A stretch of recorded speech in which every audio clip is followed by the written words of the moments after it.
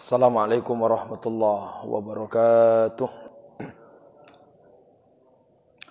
Alhamdulillah wassalatu wassalamu ala Rasulillah sayyidina wa maulana Muhammad ibn Abdullah wa ala alihi wa sahbihi wa mawala, amma ba'du. Bapak-bapak, ibu-ibu jamaah rahimakumullah, sebagaimana tertera di spanduk kita bahwa tema kajian kita setiap kultum zuhur insyaallah adalah mengenai sirah an-nabawi. Maka pada kesempatan kali ini saya ingin menceritakan kepada kita semua tentang sebelum Rasulullah sallallahu alaihi wasallam hadir. Di pertemuan awal ini kita mulai dari datuk Nabi yang bernama Qusay. Bapak Ibu jamaah rahimakumullah, harus dipahami dalam sejarah bahwa terbentuknya kota Makkah itu awal mulanya karena Nabi Ibrahim alaihissalam membawa istrinya bersama Ismail di sebuah negeri yang disebutkan dalam surah Ibrahim, Rabbana inni askantu min zurriyatin biwadin ghaira zi zar'in inda baitikal muharram. Bahwa ketika itu Nabi Ibrahim alaihissalam membawa istrinya Siti Hajar, lalu kemudian anaknya Ismail di sebuah negeri yang tidak ada kehidupan. Jadi zaman dulu Makkah itu posisinya batu-batu cadas, pasir, lalu kemudian nggak ada pohon korma, nggak ada gedung-gedung. Intinya tempat yang memang tidak ada layak kehidupan ketika itu. Sampai kemudian diringkaskan ceritanya air Zam-Zam itu muncul, lalu kemudian Hajar mengucapkan Zamzama, Zamzama. Lalu setelah itu beriringan dengan itu suku Jurhum. Suku Jurhum ini adalah orang-orang Yaman yang ketika itu mereka mendapatkan musibah karena bendungan Maghrib ketika itu pecah. Lalu kemudian masyarakat yang ada di sana dalam keadaan miskin, maka mereka hijrah. Orang-orang Jurhum. Dalam kitab-kitab sirah disebutkan suku Jurhum. Suku Jurhum inilah awal mula yang menjumpai Hajar dan Ismail. Setelah itu mereka membentuk komunitas masyarakat sampai pada akhirnya dikenallah negeri itu dengan Makkah al-Mukarramah. Bapak Ibu jamaah rahimakumullah, lalu dari suku Jurhum ini nanti menguasai kota Makkah itu bertahun-tahun. Para ahli sejarah tidak menyebutkan berapa lama tahunnya, tapi mulai dari zamannya Nabi Ismail sampai nanti kejadianlah yang terjadi. Apa itu? Datang orang-orang Khuza'ah. Nanti kalau kita terus melanjutkan kajian sirah Nabawi ini, kita akan berjumpa dengan orang-orang yang memusuhi Nabi, termasuk nama sukunya suku Khuza'ah. Nanti mereka ini berpartner dengan Nabi setelah perjanjian Hudaybiyah. Perjanjian Hudaybiyah itu nanti tahun ke-6, maka ada orang yang berkelompok kepada Nabi, artinya belum masuk Islam, tapi dia ikut kerjasama dengan Nabi. Maka Nabi pun wajib menjaga mereka. Termasuk suku yang ikut itu namanya suku Khuza'ah. Lalu suku Bakar itu nanti ikut kepada kafir Quraisy. Nanti suku Bakar ini membunuh anggota suku Khuza'ah. Itulah sebelum terjadi meletusnya Fathul Makkah tahun ke-8 Hijriah.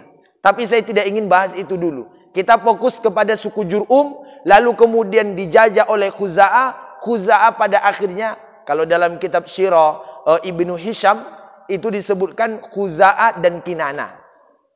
Khuza'ah dan Kinana ini Bapak Ibu jamaah rahimakumullah akhirnya menjadi penguasa kota Makkah.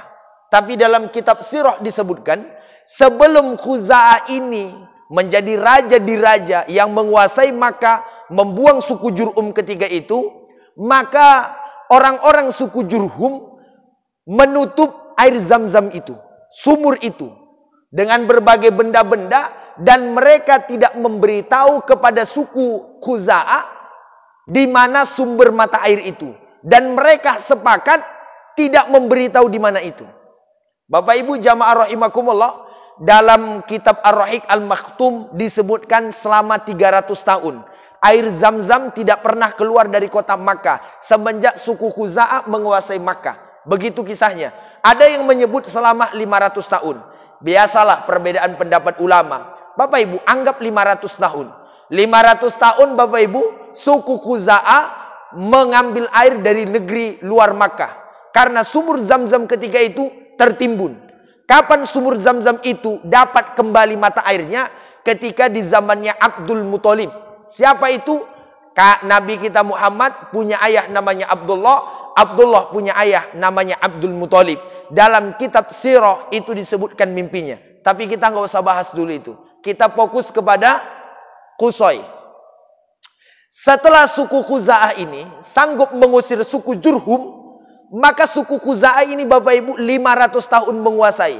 Semua pergaulan mereka, perekonomian mereka, semua yang menguasai adalah suku Khuza'ah. Karena suku Jurhum ketika itu kalah. Sampailah Bapak Ibu jamaah rahimakumullah di zamannya datuknya Nabi namanya Qusay. Saya ulang kembali. Muhammad punya ayah namanya Abdullah. Abdullah punya ayah namanya Abdul Muthalib. Abdul Muthalib punya ayah namanya Hashim. Hashim punya ayah namanya Abdul Manaf.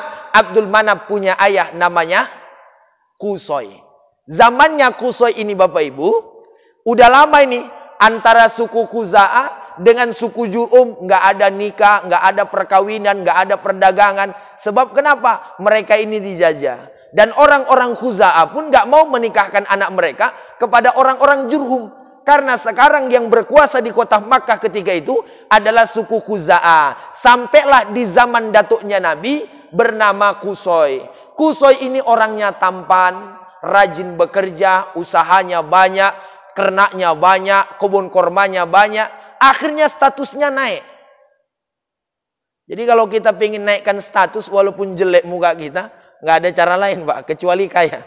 Karena orang kalau udah kaya, kentutnya pun harum. Ya, pejabat pun kalau lagi menjabat, tengoklah, bau jengkol mulutnya, kata orang bau parfum kasturi. Itu kalau lagi menjabat Pak. Tapi kalau udah nggak menjabat, pensiun, mohon maaf, lewat aja nggak ditegur orang.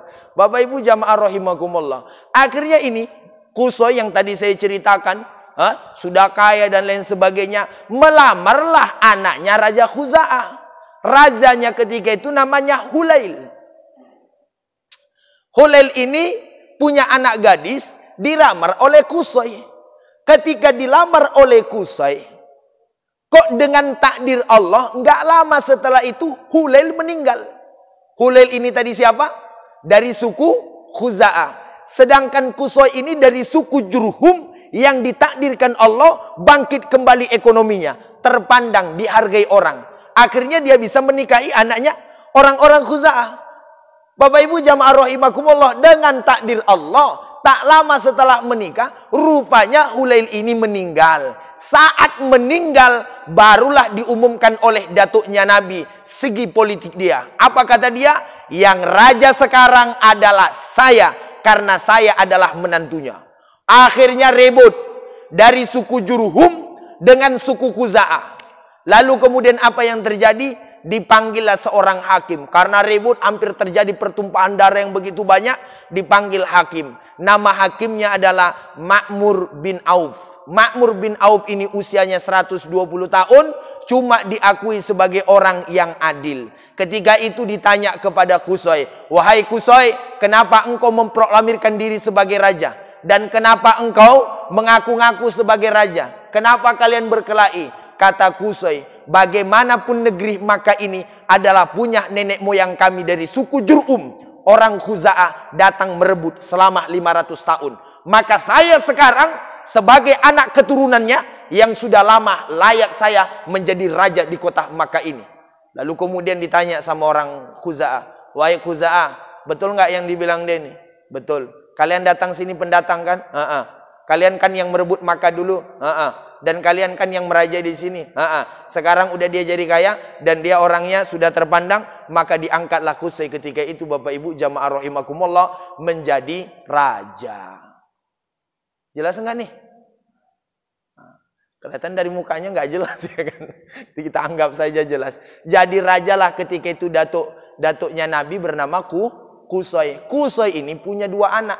Satu namanya Abdiddar, yang kedua anaknya Abdul Manaf. Abdiddar ini Bapak Ibu jamaah rahimakumullah, zaman dulu orangnya lemah, nggak punya harga diri. Maka ketika itu Qusay, supaya anaknya ini punya harga diri, maka kekuasaan diserahkan kepada anaknya Abdiddar.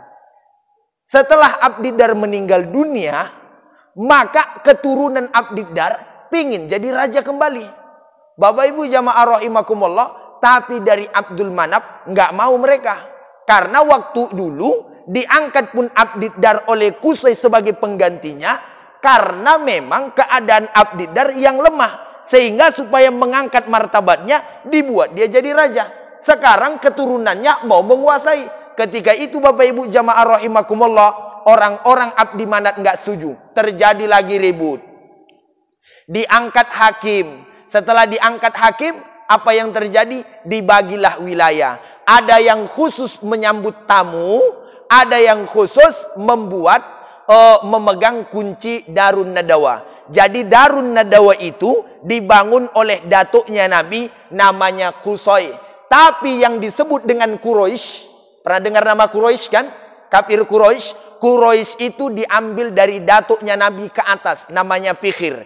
Qusay bin Kilab bin Murrah bin Ka'ab bin Lu'ay bin Ghalib bin Fikhir. Jelas? Para ahli sejarah menyebut yang disebut semua Quraisy adalah yang dapat keturunan dari Fikhir. Bapak Ibu jamaah rahimakumullah, setelah itu dibagi tugas. Yang bagian Abdi Manaf bagian menyambut tamu. Lalu kemudian yang bagian Abdiddar memegang kunci Ka'bah dan memberikan makan orang yang datang ke kota Makkah. Karena ketika itu Ka'bah sudah ada dan orang sudah mengenal Thawaf. Cuma sebagian mereka ada yang menyembah berhala. Siapa yang membawa berhala ke kota Makkah? Namanya Amru bin Luhai. Siapa Amru bin Luhai ini? Amru bin Luhai adalah orang-orang suku Khuza'ah. Ada nggak ceritanya kenapa sampai berhala nyampe ke kota Makkah? Ada. Cuma karena ini kultum zuhur, tidak bisa saya sampaikan. Oleh karena itu Bapak Ibu jamaah rahimakumullah, kita cukupkan dulu sampai di Abdiddar dan Abdul Manaf. Soal pembagian wilayah dan pembagian kekuasaan. Setelah itu apakah kisah Abdul Manaf punya anak namanya Hashim? Nanti sekedar gambaran saja, kisi-kisi Hashim ini nanti meninggal. Punya anak namanya Syaibah. Syaibah dibawa ke kampung. Setelah dibawa ke kampung, Bapak Ibu jamaah rahimakumullah, nanti ada pamannya namanya Muttalib. Dibawanya lah si Syaibah ini berangkat ke kota Makkah dari kampung. Karena Muttalib ini suka mengambil budak dan suka membeli budak dari luar kota, maka orang mengatakan ketika datang dia, Muttalib datang, di bawahnya ada seorang anak namanya Syaibah. Orang-orang pun ketika itu mengatakan, "Wahai Abdul Muttalib, Muttalib membawa seorang hamba." Maka orang mengatakan Abdul Muttalib. Sebenarnya nama datuk Nabi bukan Abdul Muttalib, tapi Syaibah. Karena Muttalib pamannya mengambil Syaibah dari kampung ibunya, maka ketika itulah dipanggil orang Muttalib. Semenjak itu namanya Abdul Muttalib. Kalau nama aslinya dalam kitab sirah disebutkan Syaibah. Kalau baru tahu, alhamdulillah. Kalau sudah tahu, ya jadi ilmu untuk kita bersama. Bapak Ibu jamaah rahimakumullah, inilah mungkin insyaallah nanti kita sampaikan sampai kemudian kepada kelahiran Nabi, apa yang terjadi, bagaimana penggalian sumur Zamzam, lalu kemudian kisah Abdullah disembeli tapi enggak jadi. Insyaallah kalau ada waktu saya ceritakan dan saya kisahkan kembali, dan pengambilan kitabnya banyak kok. Dalam kitab Ibnu Hisham Ar-Rahiq Al-Makhtum Hayatu Muhammad, atau juga bisa kita baca misalnya di dalam kitab Ibnu Ishaq. Bapak Ibu jamaah rahimakumullah, demikian terima kasih. Assalamualaikum warahmatullahi wabarakatuh.